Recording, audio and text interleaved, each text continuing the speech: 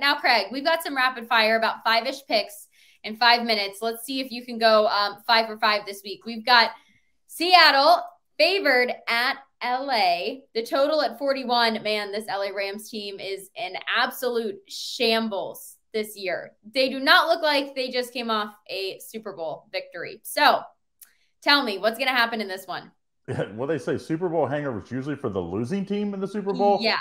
Not the case. The Bengals have been much better than the Rams as far as Super Bowl hangovers. A lot of it's due to injuries. I mean, first of all, they lost Von Miller to free agency. So, obviously you lose one of the best defensive edge rushers. Then on offense, you lose your quarterback now and Cooper Kupp, the best receiver in football, maybe the best 1-2 in football last year. So you expect it. I don't like Seattle laying this big number though here. So I think what's safer play, you take Seattle in the first half. You see them at 3.5 or 4. I'll just call it 4, as I just think Seattle, no one expected. 0 people expected this from Seattle when Russell Wilson left. But Seattle's for real. Seattle -4 in the first half. Hey, they might have dodged a bullet with the way Russell Wilson's playing this year and relying on Geno Smith. So I do like that in the first half. I think that line is too big for the entire game, though, especially because the Rams defense does have some guys that can come up big, especially in terms of interceptions and turnovers and things like that. All right, we've got the Brownies favored in Houston, total at 47. What do you think? Can the Browns cover -7? Deshaun Watson's back, and he's facing his former team. So I'm not saying he has an axe to grind. Weird. Isn't it kind of weird that he's coming back, against his team? Wonder how that happened. But that's a story. You think the NFL would have been like, hey, listen, guy, let's either suspend you one less game or one more game so that your first game back's not against Houston. I like Cleveland -7 here. I would love for Houston to find out a way to beat that former teammate, but I just don't think they have the offensive talent. It doesn't matter who they've started at quarterback.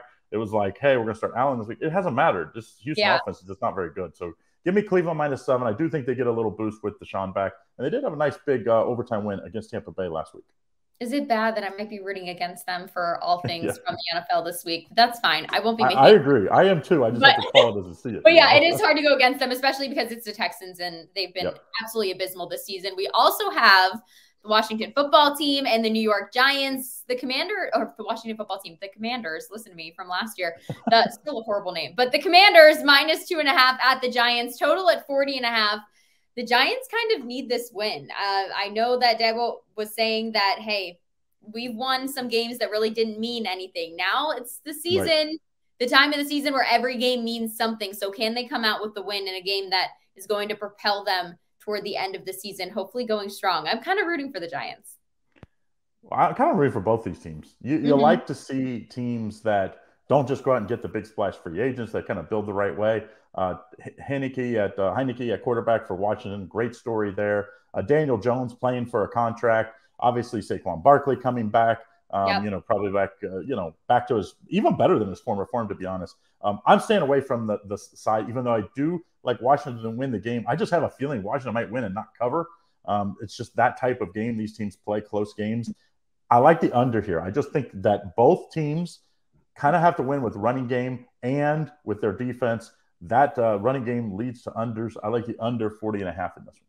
Yeah, Daniel Jones needs to start having the games of his life because money and his career are depending on it. So the under 40.5 in that one. Doesn't think it's going to be a high-scoring game.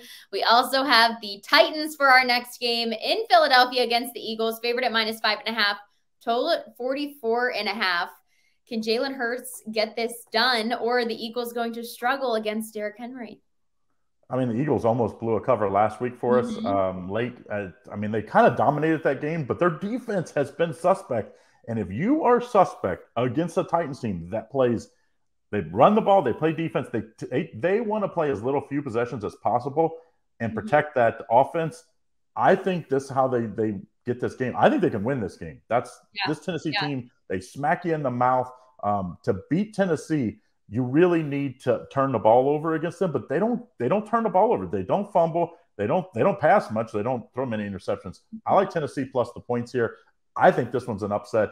I believe the Eagles play Dallas in the next few weeks. So I definitely think they're looking ahead because that is the big game for Philly coming up. Yeah, I think that Tennessee can sneak in and cover this as well, because I think it'll be closer than what people think. Derrick Henry is a guy that is an X factor in a game. And last week he made a very crucial mistake that he will never make again, and that you rarely see him make, really close to the end zone. Still worked in their favor. But, things like that and happen. Mike Vrabel is just a ridiculous coach. Ridiculous good coach. Yeah. Hey, they're riding with their guy. They know what's going on. The Chiefs riding with Patrick Mahomes, favored at -2 against Joey B. And your Bengals, total at 52.5. What's going to happen? Can your Bengals get it done at home? Revenge game. Remember, the Bengals knocked them out of the playoffs last year. Mm-hmm. Kansas City dominated the first half, remember, last year, and then the Bengals came roaring back. I think Kansas City will not they played twice last year. Both games they were up and didn't finish the game. I think this year Kansas City will not take their foot off the pedal. Also, Bengals look like they're going to have Mixon and Jamar Chase back. I think that offense will be ready to roll. Over. I'm thinking 30-27, an amazing game. I think this one goes way over the total.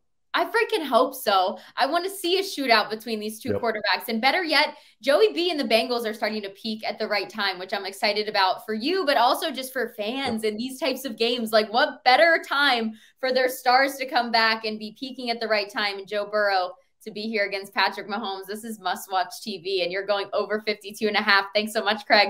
Always appreciate your rapid fire. Make sure you like, subscribe, ring the bell for notifications. Picks and Parlays Power Hour live Monday through Friday, 3 p.m. Eastern. Thank you so much, Craig.